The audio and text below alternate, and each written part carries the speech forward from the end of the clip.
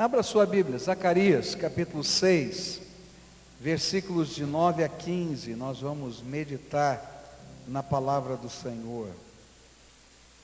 Zacarias, capítulo 6, versículos de 9 a 15. A palavra do Senhor nos diz assim: O Senhor Deus falou comigo, e Ele disse: Vá receber as ofertas feitas por Eudai, Tobias, Jedaías, que voltaram do cativeiro na Babilônia. E depois vá logo até a casa de Josias, filho de Sofonias, com a prata e o ouro que você tiver recebido, e faça uma coroa. Coloque a coroa na cabeça do grande sacerdote Josué, filho de Josadaque. E diga a ele que o Senhor Todo-Poderoso promete o seguinte: o homem chamado de ramo novo brotará das suas próprias raízes e construirá de novo o templo do Senhor. É ele que vai reconstruir o templo e receber as honrarias que pertencem a um rei. Ele vai assentar no seu trono e reinar. E um sacerdote se sentará no seu próprio trono, e haverá uma paz perfeita entre o ramo novo e esse sacerdote. Mas depois a coroa será colocada no templo do Senhor em memória de Eudai, Tobias e Jedaías e de Josias, filho de Sofonias. Pessoas que moram longe de Jerusalém virão ajudar a construir de novo o templo do Senhor. Aí vocês saberão que o Senhor Todo-Poderoso me enviou a vocês. Tudo isso acontecerá se obedecerem com todo o coração às leis do Senhor, o Deus de vocês. Querido Pai, em nome de Jesus, nós estamos aqui reunidos e tentamos, Senhor, de todo o nosso coração adorá-lo, bendizer o Teu nome. E nessa hora, quando vamos meditar na Tua palavra, aplica, Senhor, a Tua palavra ao nosso coração. Nós não queremos apenas entendê-la, Pai, nós queremos que o Teu Espírito fale conosco, e que esse tempo seja o Teu tempo de ministração na nossa vida. Esconde esse pregador atrás da Tua presença, da Tua cruz. Esconde a cada um de nós atrás da unção do Teu Espírito, de modo, Pai, que a ministração seja do Senhor em nós, e cada um de nós individualmente possamos desfrutar dessa manifestação da Tua graça. É aquilo que oramos em nome de Jesus. Amém e amém. Você pode sentar-se.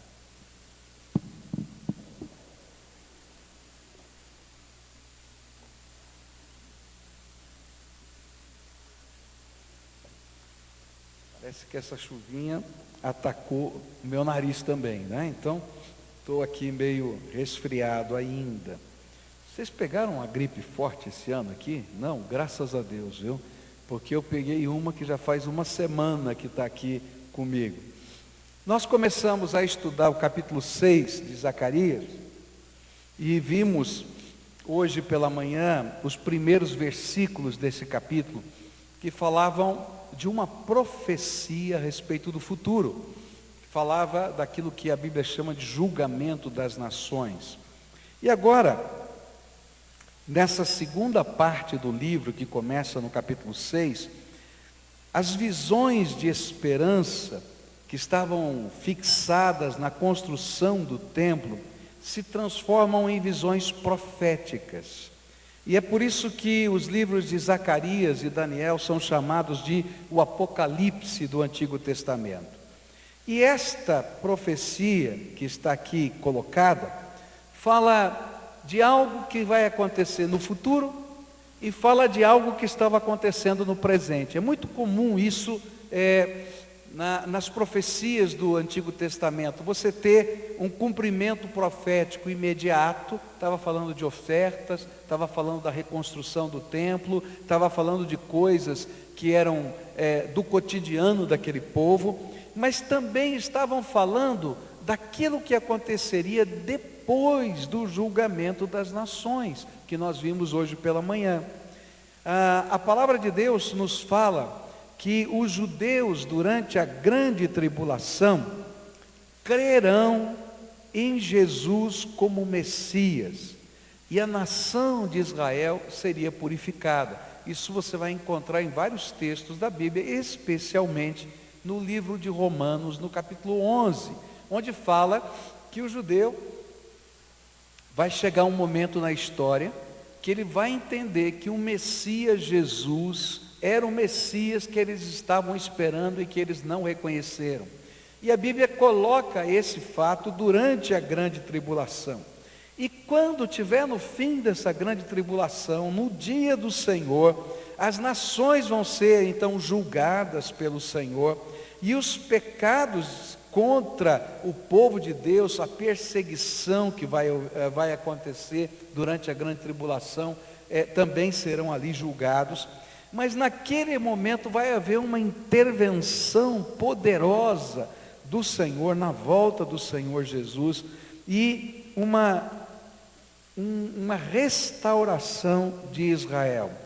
É no meio desse contexto que Zacarias 6 está colocando a sua profecia. É disso que ele está falando aqui. O Messias então seria coroado, sacerdote e rei, para governar sobre o seu reino milenial de retidão e paz. É importante a gente entender um pouquinho sobre isso, que no contexto de Israel, nunca o sacerdócio e o governo estiveram vinculados. Vai acontecer no período interbíblico uma fusão desses dois, e uma proeminência, vamos dizer assim, do papel sacerdotal, mas na história de Israel mesmo, a gente não vai encontrar isso. Então, a única vez que um rei tentou unir a questão religiosa com a questão política foi o rei Uzias, quando ele tentou queimar o incenso, e ele foi repreendido pelos sacerdotes, repreendido pelos profetas, e Deus julgou essa intenção como maligna. E o que fez? Imediatamente, enquanto ele estava queimando o incenso, lepra veio sobre aquele homem, como um sinal: não quero essa mistura, tá? E é por isso também que nós, como batistas, defendemos a separação entre igreja e Estado. Toda vez que na história a igreja e o Estado cumpriram um papel igual de governar as pessoas, não foi bem na história. A igreja tem que ser sempre uma voz profética, que diz aquilo que a Bíblia diz e ensina o que a Bíblia ensina, mesmo que isso tenha que confrontar os governos. Ela pode sim abençoar, ela pode sim orientar, mas um pastor não deve ser o governador e vice-versa. O que eu entendo é que deve haver uma separação entre a instituição igreja e a instituição Estado. Porém, aqui acontece algo diferente. As ofertas são trazidas. Naquele tempo, para poder haver facilidade de câmbio, não é? Porque não tinha banco, não tinha essas coisas, essas ofertas, elas eram trazidas em metais preciosos, prata e ouro. Então esses homens que vieram da Babilônia, trazendo ofertas da Babilônia para a reconstrução do templo, chegaram lá, e chega o profeta, pega aquelas ofertas e faz uma coroa simbólica, que não vai ficar na cabeça do sumo sacerdote Josué. Coloca essa coroa e diz: olha, você é um símbolo do Messias que vai chegar, o renovo prometido. E essa é uma palavra profética, é um termo profético, um dos nomes do Messias. E quando ele vier, ele sim vai ser aquele que governa e é sacerdote ao mesmo tempo. E ele mesmo vai reconstruir o templo naquela batalha lá vai ser destruída Jerusalém, como nós vimos hoje de manhã, e vai ser reconstruído outra vez o templo. Ele é que vai construir o templo, e ele vai se assentar agora como sacerdote rei, e vai governar as nações no seu reino milenial. E é disso que essa profecia está falando. Bom, se é assim, então quais seriam os elementos deste ato profético? Ato profético era aquilo que um profeta fazia como uma lição figurada. Ao invés de dar uma mensagem só, ele ia lá e fazia uma cena. Ele pegava, fazia a coroa, colocava sobre a mitra, chamava as pessoas, estão vendo o que eu estou fazendo? Um dia vai acontecer isso, assim, assim, esse ato profético. Quais eram os elementos desse ato profético e o que eles nos ensinam para hoje, não somente para o futuro? Versículos 9, 10 e 15 vão falar sobre a oferta dos exilados. O Senhor Deus falou comigo e ele disse: vá receber as ofertas feitas por Eldai, Tobias, Gedaías, que voltaram do cativeiro da Babilônia. Verso 15: pessoas que moram longe de Jerusalém virão ajudar a construir de novo o templo do Senhor. E aí vocês saberão que o Senhor Todo-Poderoso me enviou a vocês. Tudo isso acontecerá se obedecerem com todo o coração às leis do Senhor, o Deus de vocês. Profeticamente, Deus disse a Zacarias, não tinha acontecido ainda, Deus falou para o profeta: 3 judeus respeitáveis estão chegando da Babilônia, trazendo ofertas de ouro e de prata para a construção do templo. E aí Deus disse para Zacarias, o profeta: eles vão ficar hospedados na casa do Josias, que também era chamado de Reim. Ele aparece em 6,14 com esse nome, que significa o benevolente, era o apelido dele. Então esse homem devia ser um homem de coração bom. E aí Deus diz para o profeta: vai lá e recebe as ofertas. Então eu queria que você entendesse a cena. Aqueles homens viajaram milhares de quilômetros para chegar a Jerusalém. Chegam trazendo uma oferta. Qual é o propósito da oferta? Você lembra? A construção do templo. De repente, naturalmente, naquele tempo, ninguém ficava falando que estava trazendo ouro e prata. Ainda mais nas estradas perigosas que existiam, e ainda mais na cidade de Jerusalém, que não tinha muros e não tinha estrutura nenhuma de defesa. Então todo mundo estava quietinho, era um segredo absoluto. E de repente bate na porta o profeta e diz assim: chegaram fulano, beltrano e ciclano? E o dono da casa olha e diz: chegaram. Então eu tenho uma mensagem de Deus para eles. Então entra, profeta, por favor. Aí vem o profeta e diz assim: vocês trouxeram uma oferta em ouro e prata para a construção do templo. E eles disseram: ah, sim, graças a Deus. Pois bem, Deus me mandou vir aqui e disse para você me entregar essa oferta. Já começa aí a confusão. Imagina você nessa cena. Bom, e o senhor vai fazer o que com essa prata, esse ouro?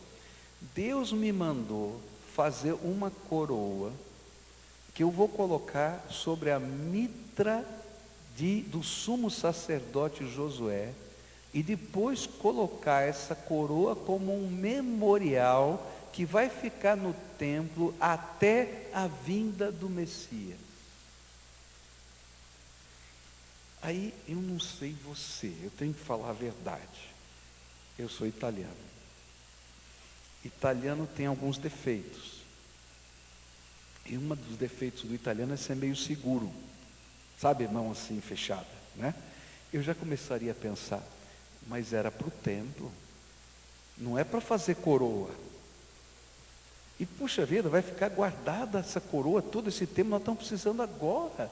Fosse agora dizer: Senhor, as cadeiras que eu estou precisando, Senhor. Estou falando sério. Não é verdade?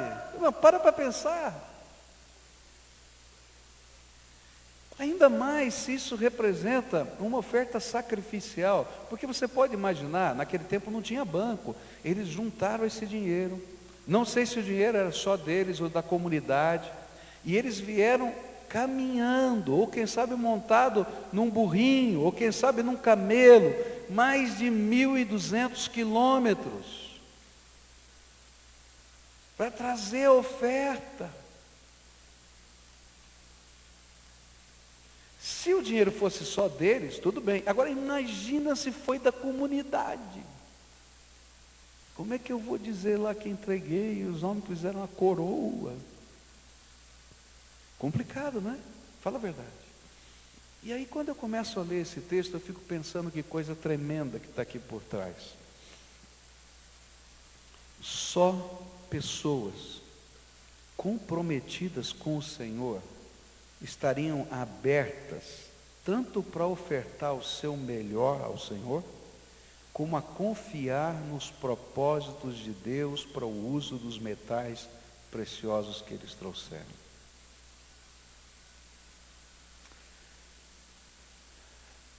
Há uma coisa linda aqui nisso, que a gente precisa aprender.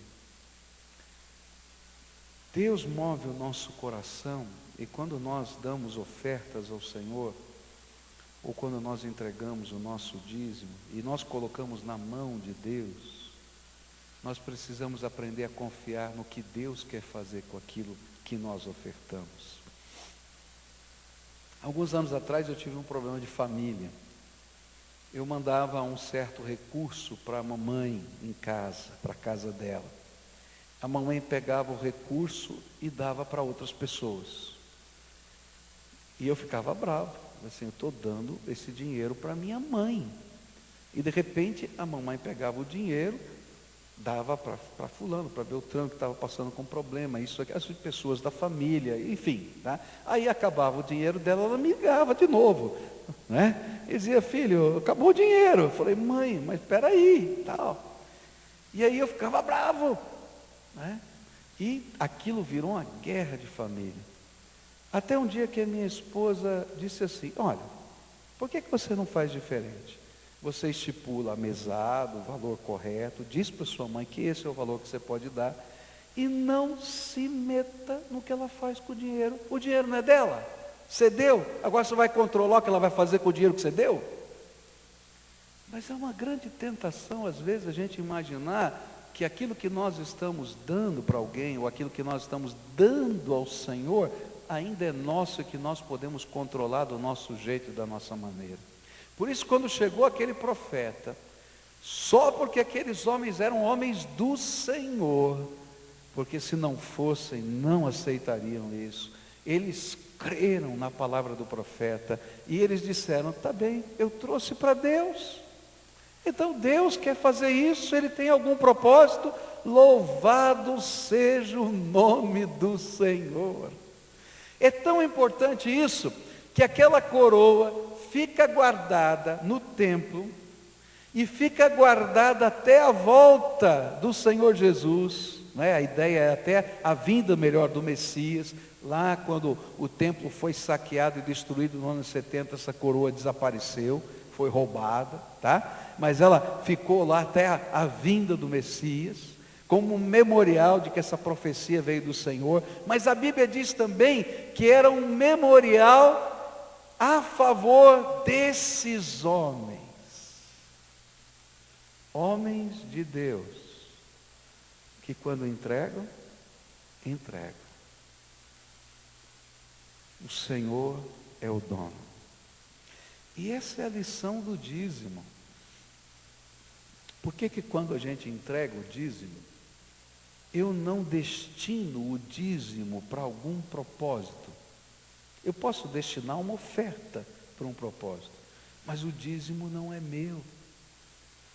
O dízimo pertence ao Senhor e eu entrego no templo, na igreja que eu sou membro, que eu frequento, para o sustento da casa de Deus, e isso é a minha responsabilidade. E Deus vai julgar aqueles que estão administrando esses recursos. porque não me pertence, pertence ao Senhor. E essa é a lição que esses homens estão nos ensinando de uma maneira tão clara e tão bonita.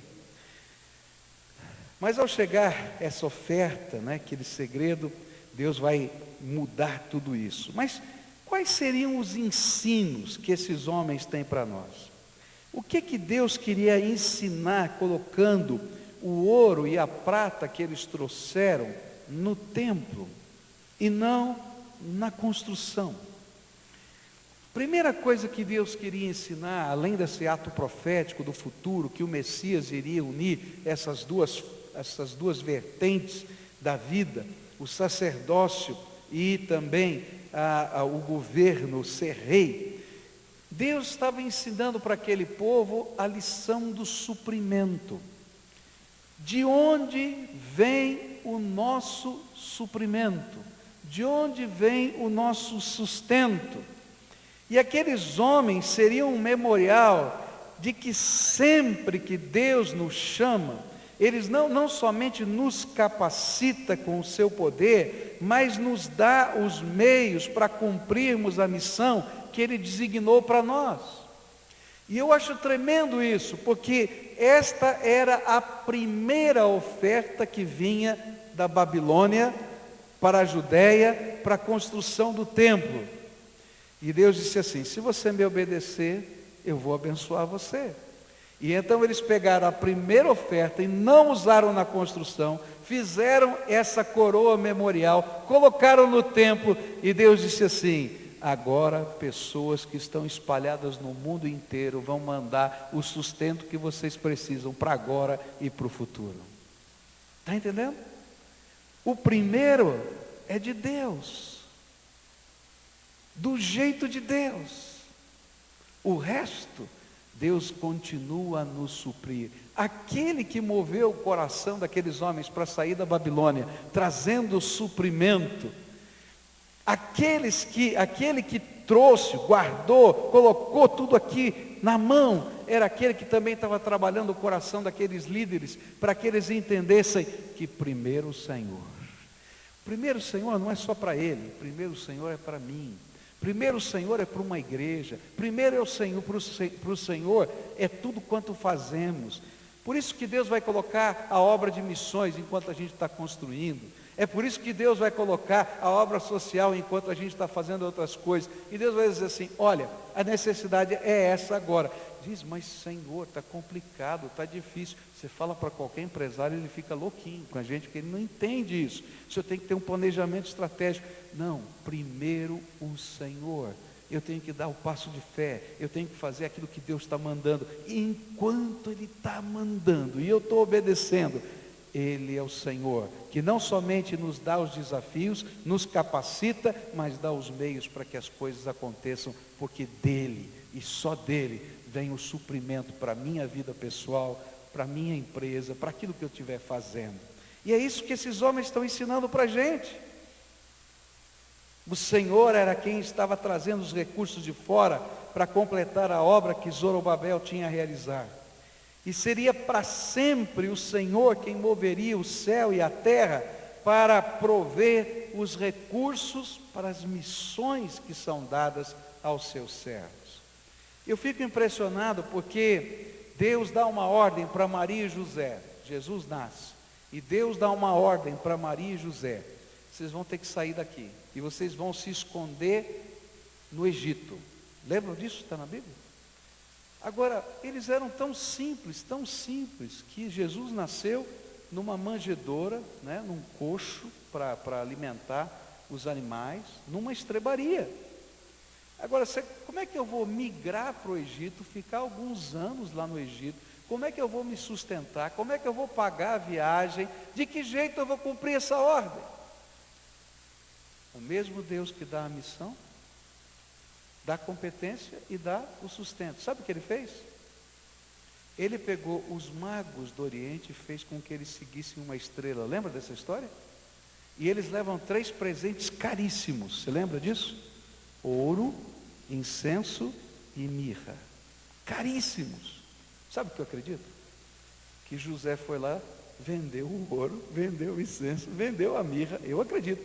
E ele foi para o Egito, porque Deus mandou. Entendem como funciona o processo? O mesmo Deus que nos dá os desafios, que nos capacita, é aquele que supre, e eu tenho que aprender, e em alguns momentos na minha vida, Deus vai me colocar em prova, eu, Pascoal, você, e dizer assim, primeiro eu, faz a minha coroa. Lembra da viúva pobre? Aquela viúva que vai sustentar o profeta Elias? Eu fico indignado com aquele texto. Tem uma viúva que está passando fome, e Elias chega perto dela e pede um copo d'água, ela dá um copo d'água, está tendo seca, já dá um copo d'água, já é complicado, tá? E ela diz assim, Elias olha para ela assim, tem um pãozinho aí não? Tem um pãozinho? Aí a mulher, olha, eu acho que pensou assim, é folgado esse profeta, né?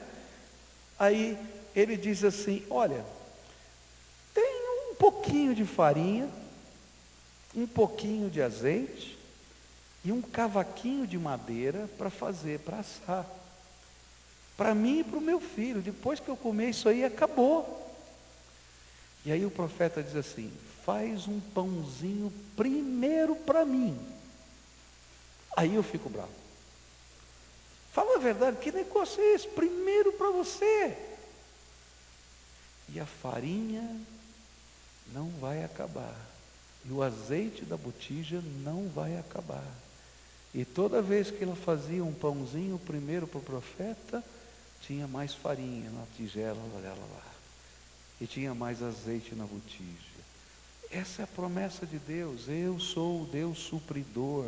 Aprende a me honrar com os teus bens, aprende a me obedecer conforme a minha vontade, e eu vou abrir as janelas dos céus e abençoar a sua vida. É isso que está lá no livro de Malaquias, capítulo 3, mas é isso que está em toda a Bíblia, ensinando que tudo quanto Deus nos manda fazer é sustentado pela sua infinita graça, e coisas de Deus vão começar a acontecer. Se for preciso trazer do outro lado do mundo alguém, Ele vai fazer como Ele fez nesse tempo. E a grande lição que fica aqui é que quando nos deparamos com a glória, o poder, a majestade de Jesus, ofertar, servi-lo com os nossos bens, do jeito dele e não do nosso, é prazer e sinal de verdadeira conversão. Só é pesado para quem não conhece a graça de Deus, porque quem já experimentou provisão de Deus na sua vida, não sente esse peso, porque Deus é bom. Não senti convicção. Deus é bom. É muito bom. Olha para a tua vida. O que Ele já fez? Como Ele já fez? Em tantas circunstâncias diferentes e difíceis, as maneiras como Deus fez. As maneiras como Deus fez. Olha, eu não tenho nem como contar como Deus faz. Como Deus faz. Isso que está aqui nesse texto eu já experimentei tantas vezes, vivendo, entregando e recebendo, nos momentos mais críticos, porque Deus faz coisas tremendas. E esse texto está aqui para dizer, Deus supre e ensina a nação, e ensina o sacerdote, e ensina Zorobabel, que eu acho que quando Zorobabel, porque quando a gente é administrador é complicado, né? Zorobabel olhou aquele negócio e colocando na mitra, falou, meu Deus do céu, eu conseguiria fazer isso, aquilo outro. E aí o profeta está dizendo, não faria, porque se eu não abençoar, não vai. Segunda coisa que eu aprendo aqui nesse texto, eu acho tremendo, versículos 10 a 13, diz assim, vá receber as ofertas feitas por Heldai, Tobias, Gedaías, que voltaram do cativeiro da Babilônia, e depois vá logo até a casa de Josias, filho de Sofonias, com a prata e o ouro que você tiver recebido, faça uma coroa, coloque a coroa na cabeça do grande sacerdote Josué, filho de Josadaque, e diga a ele que o Senhor, Todo-Poderoso promete o seguinte: o homem chamado de ramo novo brotará das suas próprias raízes e construirá de novo o templo do Senhor. E é ele que vai reconstruir o templo e receber as honrarias que pertencem a um rei. Ele vai sentar no seu trono e reinar, e um sacerdote se sentará no seu próprio trono, e haverá uma paz perfeita entre o ramo novo e esse sacerdote. O segundo elemento foi a coroação do sumo sacerdote Josué. Zacarias pega as oferendas, faz uma coroa que tem 2 estágios, tem a parte de baixo, tem uma parte mais alta, como um rei usava, um diadema, e colocou essa coroa em cima da mitra do sumo sacerdote. E disse: Josué, essa coroa não é para você não. Estou colocando aqui, mas ela não é para você. Porque isso aqui é um símbolo do que vai acontecer um dia. Essa coroa é a coroa do Messias, o rei que é sacerdote. Como se do trono cortado de Davi, porque Jesus é filho de Davi, e Davi era o rei, e da sua descendência deveria estar surgindo o rei, mas quando aquele país foi aniquilado, a dinastia davídica acabou, então o tronco estava cortado. Desse tronco vai sair um raminho novo, por isso esse título, Ramo Novo. Esse é o Messias, um ungido de Deus que vai reinar e que vai ser sacerdote de Deus nessa terra.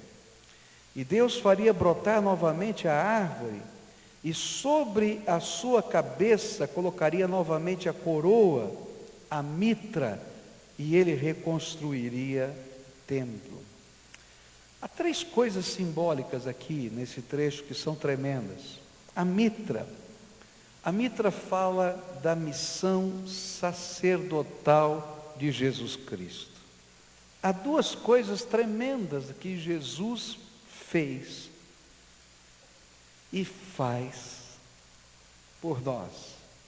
Por isso ele é o sumo sacerdote, diz a Bíblia, segundo a ordem de Melquisedeque, que era rei de Salém e sacerdote do Deus vivo, o rei sacerdote.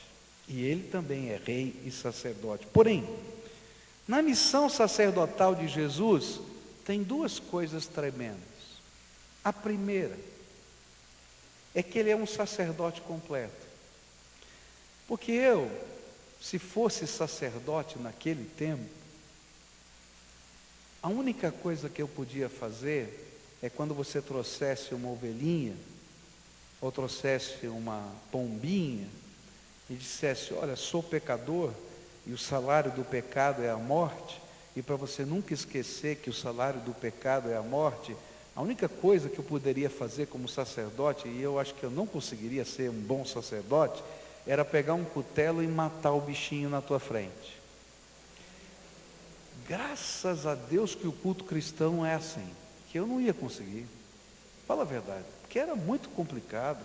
Você já pensou, você chegar no templo, o sacerdote dizia assim: põe a mão na cabeça desse bichinho. Aí você põe a mão na cabeça do bichinho, diz assim: os teus pecados são consequência, tem como consequência morte. Então, quando você estivesse colocando a mão na cabeça, era como que simbolicamente os teus pecados tivessem sido transferidos simbolicamente para esse bichinho. Não é que o pecado ia para o bichinho, era um símbolo para as pessoas entenderem que o pecado mata. E aí ele vinha com o cutelo e degolava o bichinho. E você tinha que ficar assistindo. Por que você tinha que ficar assistindo? Porque o teu pecado mata. Agora, sabe por que Jesus é o perfeito sacerdote? Porque ele foi o Cordeiro de Deus que tira o pecado do mundo. Sabe o que aconteceu?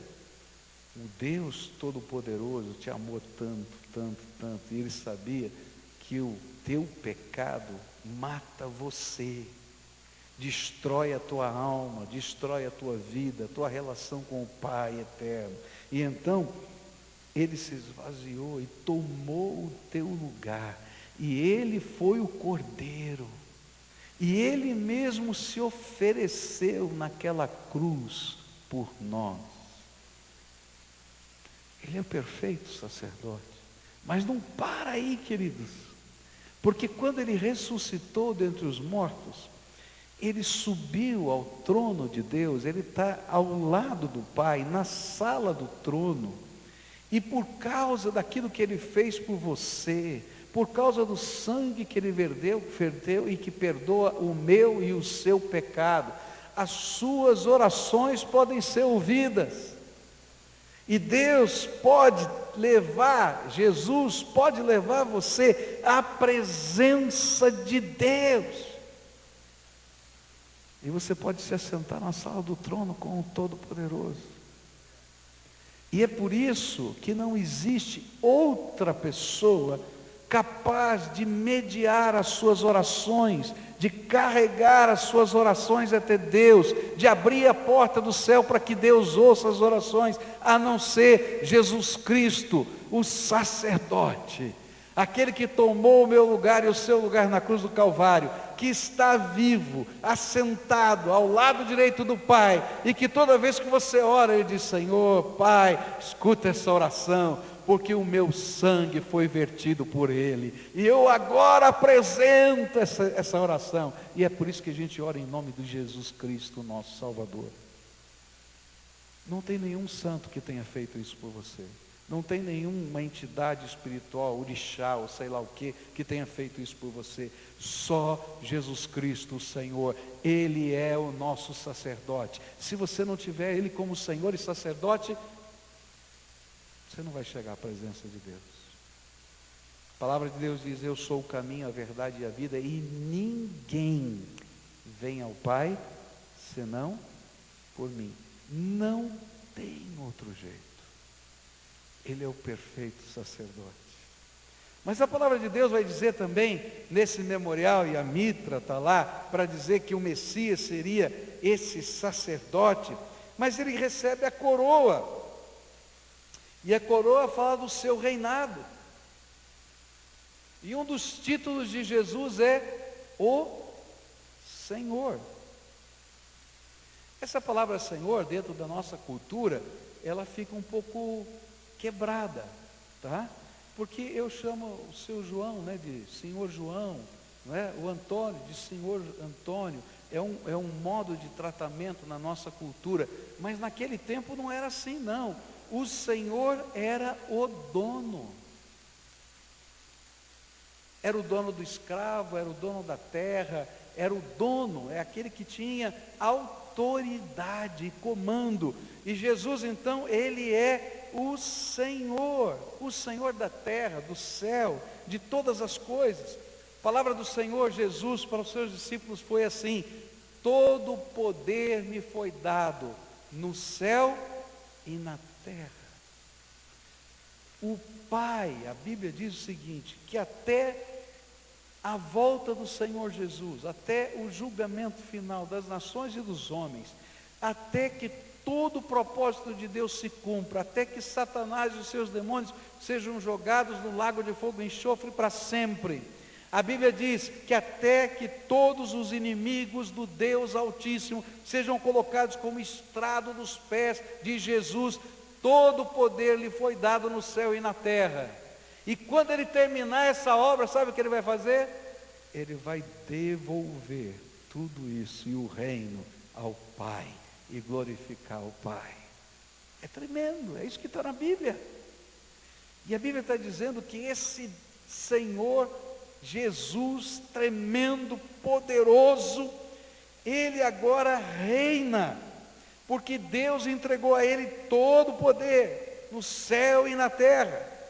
E Ele vai um dia julgar as nações, como nós já vimos hoje pela manhã, e também todos os homens, conforme está lá em Mateus 25, quando eles vão se apresentar diante de Jesus. Ele é o Senhor. Uma grande tolice é quando a gente imagina que é dono do nosso nariz.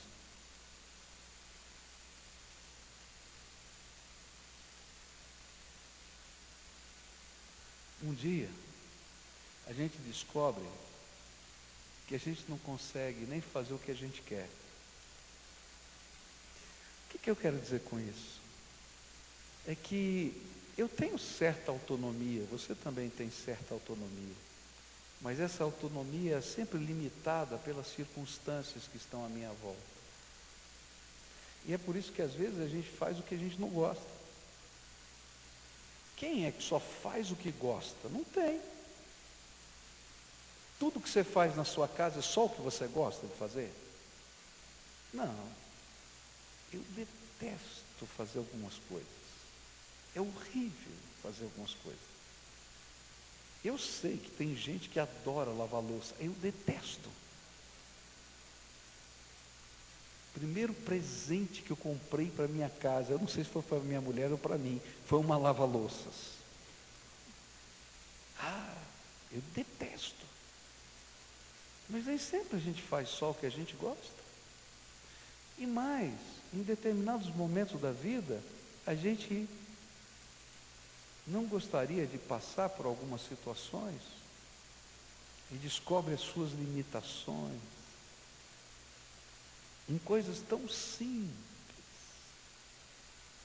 A Cleusa estava comentando comigo, dizendo assim, puxa vida, né? Tem coisas tão simples da vida, como por exemplo andar, correr, né?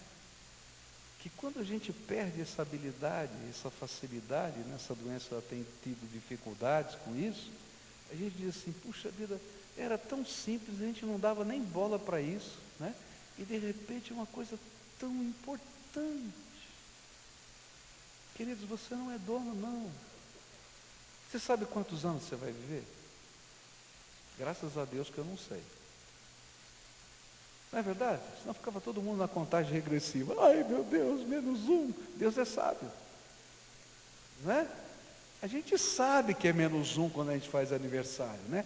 E eu não sei se a gente faz festa de aniversário porque a gente sabe que é -1, porque a gente comemora. Até hoje eu não entendi, né?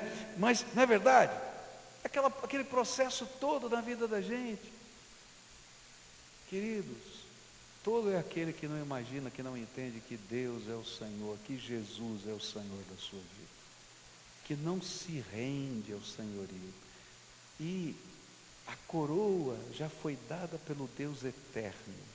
E um dia, quando Jesus voltar na terra, diz a Bíblia, nesse ato apocalíptico, que é a volta do Senhor Jesus, a Bíblia diz que todo olho verá, do Oriente ao Ocidente, e toda língua confessará que Jesus Cristo é o Senhor. E mais, e todo joelho se dobrará, porque não tem jeito de imaginar a glória do Deus vivo.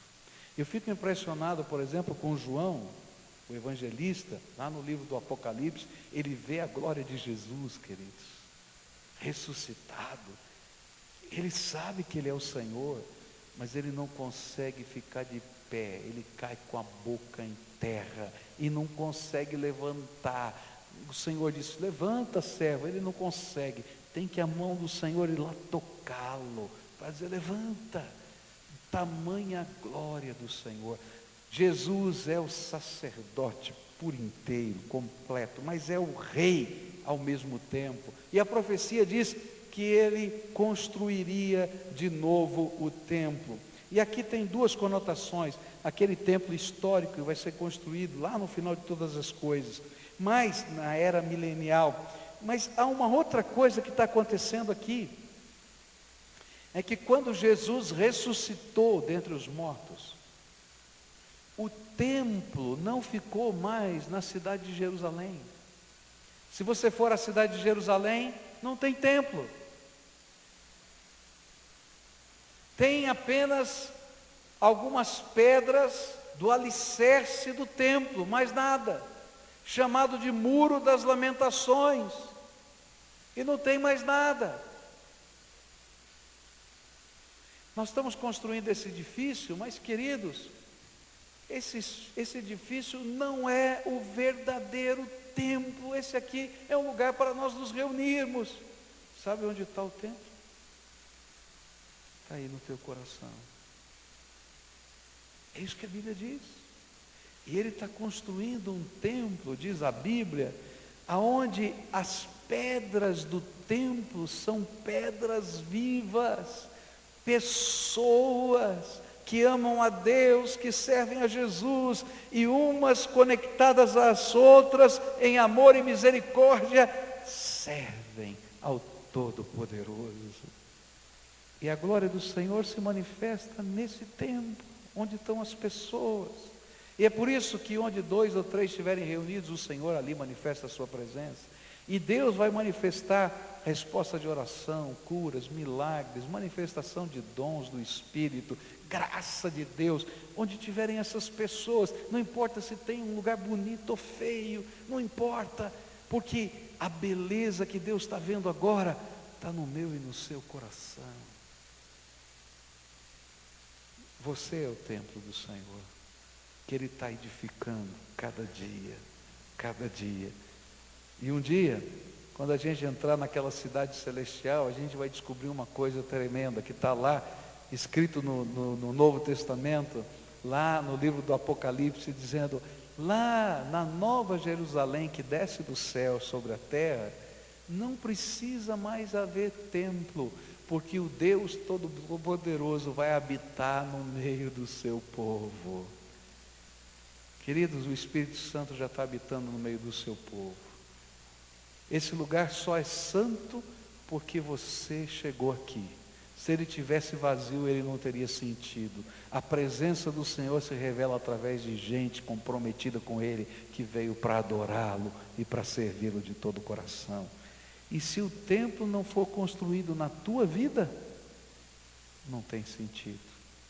Acabou tudo. Então, o rei, sacerdote, que constrói um templo.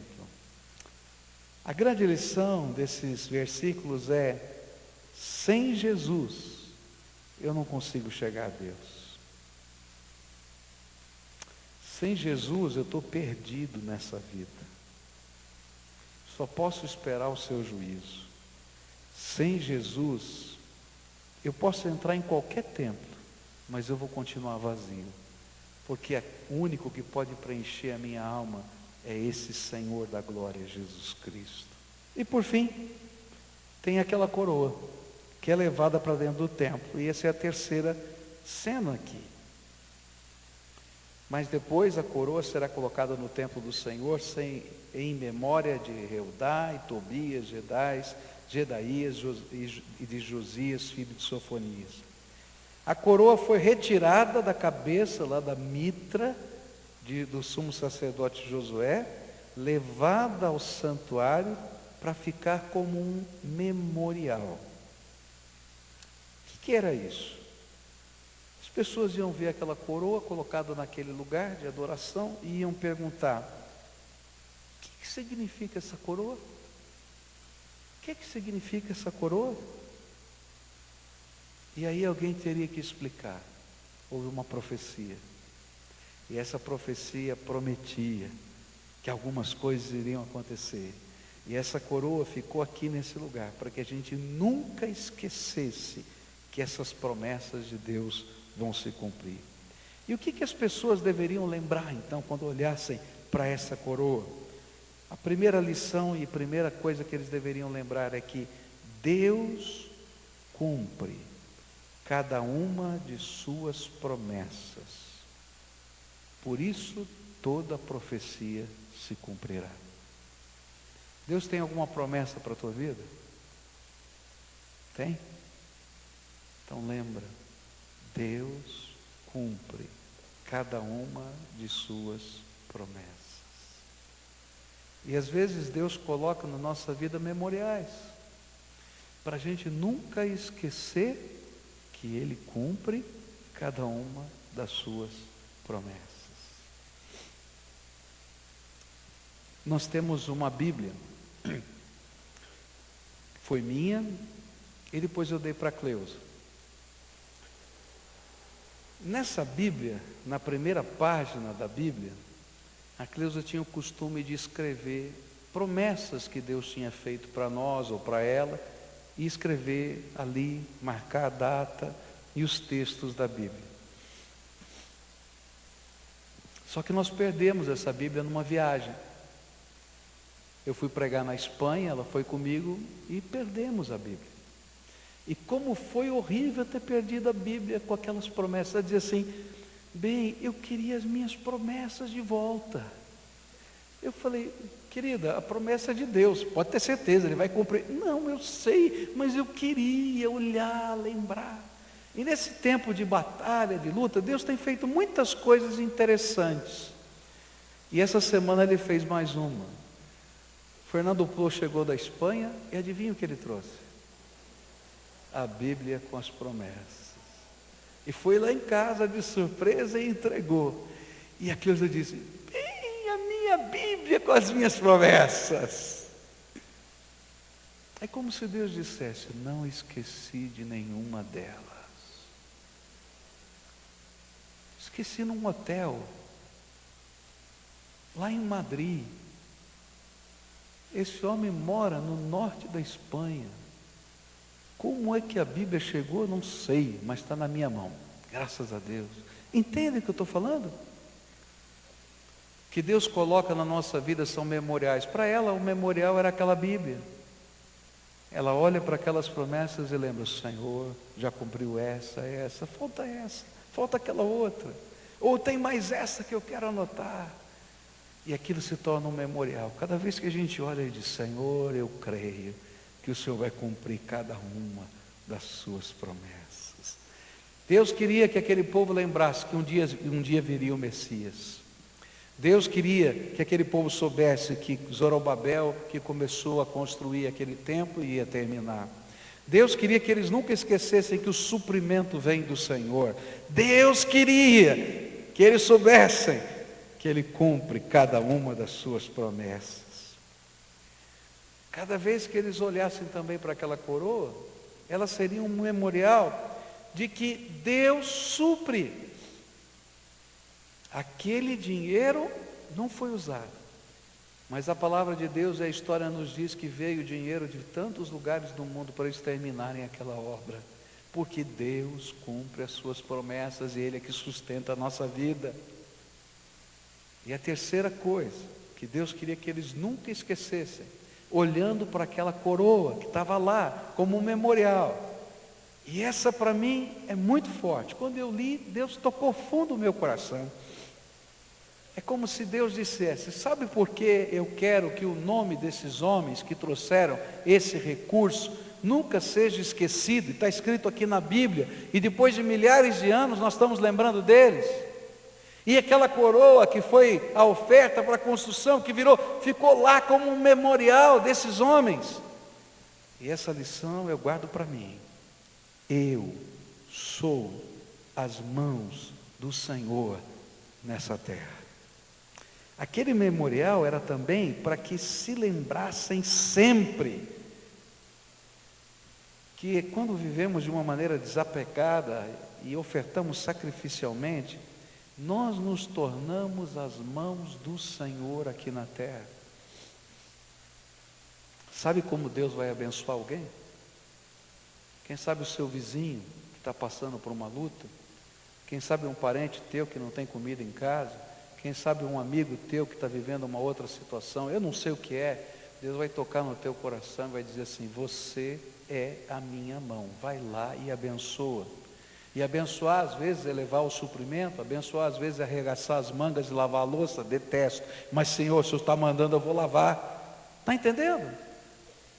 Porque eu sou as mãos do Senhor aqui na terra. E quando eu entendo isso de uma maneira desprendida, eu vou tocar na orquestra. Eu vou usar os meus dons para servir. Eu vou estar lá no som, coitado do moço do som, né? Você não viu aí, chega antes, monta esse som, carrega a caixa, guarda a caixa, pessoa que está lá embaixo trabalhando lá, para que o povo possa ver na sua casa via internet, esse pessoal que está operando as câmeras, você está entendendo? Quem são as pessoas que agem nessa terra em nome de Jesus? Eu e você. E aquele memorial ficou lá, para dizer que nós somos as mãos do Senhor aqui na terra. Nós vamos participar agora de um outro memorial, a ceia do Senhor, o pão e o vinho que está aqui. Jesus instituiu esse memorial. Ele disse que nós deveríamos celebrá-lo de tempos em tempos. Há igrejas que celebram todo dia. Há igrejas que celebram uma vez por semana. Há igrejas que celebram uma vez por mês. Há igrejas que celebram uma vez por ano. Qual é o certo? Não sei. Não sei. Mas o que está na Bíblia é que a gente deveria repetir esse memorial para não nos esquecermos. E esse memorial nos ensina outra coisa. Jesus é o sacerdote rei, que morreu na cruz por nós, nos lavou com o seu sangue e perdoou os nossos pecados, que nos apresenta diante do Deus Todo-Poderoso. E a gente pode falar com o Pai e ter livre acesso, porque Ele fez isso por nós. Ele é o Rei que governa a minha vida, que governa esse universo, e que um dia vai devolver o reino ao Pai, depois que toda a sua obra for encerrada. Mas Ele é o construtor de um templo.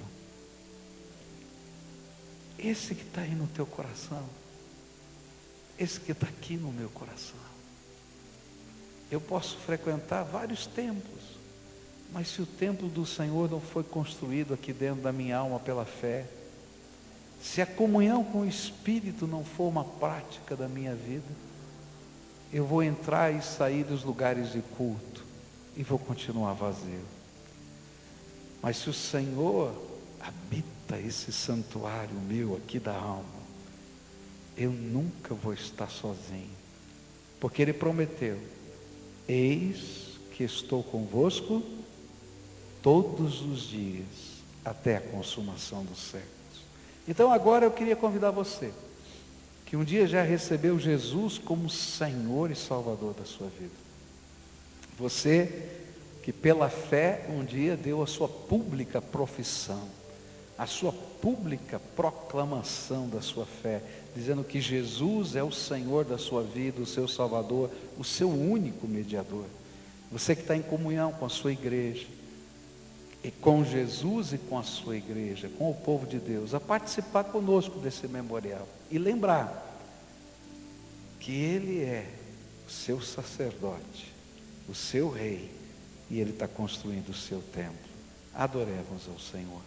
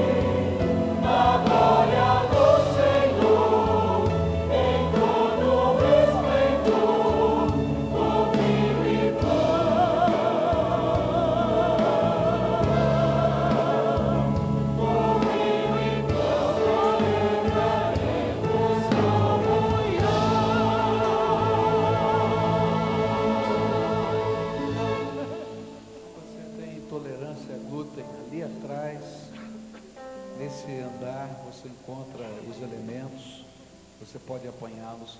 Ali em cima, atrás do som também, você pode encontrar os elementos, e você é convidado a participar conosco.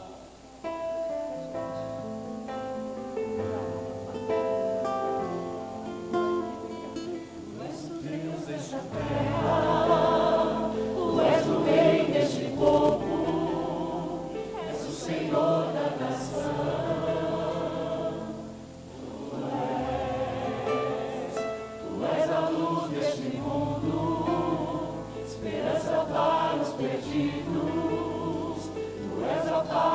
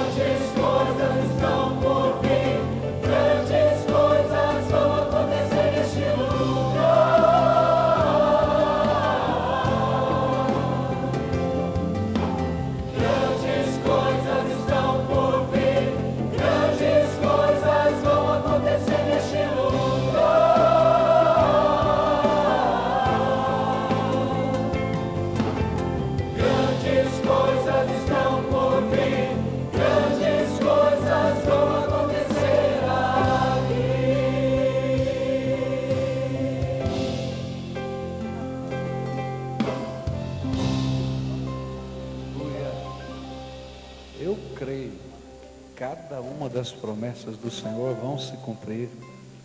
E há coisas que Ele ainda não falou, que vão acontecer, porque Ele é o Deus Todo-Poderoso. Você crê? Crê? Há alguém que deixou de ser servido do pão e do vinho? Por favor, dá um aceno para a gente ver, lá em cima, aqui embaixo. Eu creio que todos foram servidos. Eu queria convidar as irmãs Zenilda e Simone para subirem aqui. A palavra do Senhor nos diz de antes de participar desse memorial, a gente tem que fazer algumas coisas. A primeira é olhar para dentro da gente. Examine-se, pois, o homem a si mesmo. E o objetivo não é que a gente se puna e dizer, não estou em condições, não vou tomar. Esse é um memorial da graça, do poder, da misericórdia, da salvação, da reconciliação de Deus. O objetivo é que a gente, olhando para dentro da gente, diga, Senhor, eu não estou em condições, mas eu quero ser transformado pela Tua graça. Porque se eu não quiser ser transformado pela graça de Deus, nem Deus pode abençoar você. Porque você não quer. Então, essa é a primeira coisa. Olha para dentro do teu coração. O que é que o Espírito de Deus está falando com você? O que é que você aprendeu hoje? O que é que Ele está falando para você construir de novo? Como é que está o templo do teu coração? A Bíblia fala que esse templo tem que estar cheio da presença do Senhor. Se não estiver cheio da presença do Senhor e ficar vazio, a palavra de Deus diz que nós vamos nos sentir vazios. Então, deixa a graça de Deus encher a tua vida. Segunda coisa que a palavra de Deus nos ensina é que esse é tempo de gratidão e de louvor ao Senhor. Nós vamos daqui a pouquinho orar com essas irmãs e o nosso objetivo vai ser adorar, glorificar, agradecer o Senhor. Mas antes delas orarem, quais são as razões que você traz hoje na sua alma para glorificar o nome de Jesus, para agradecer a Deus? O que é que Deus tem feito hoje na tua vida? Que você pode olhar para cima e dizer, muito obrigado, Senhor. E algumas vezes, estas coisas são só promessas, ainda não aconteceram, mas quem tem o olhar da fé, consegue agradecer pelas promessas que virão, e tomar posse.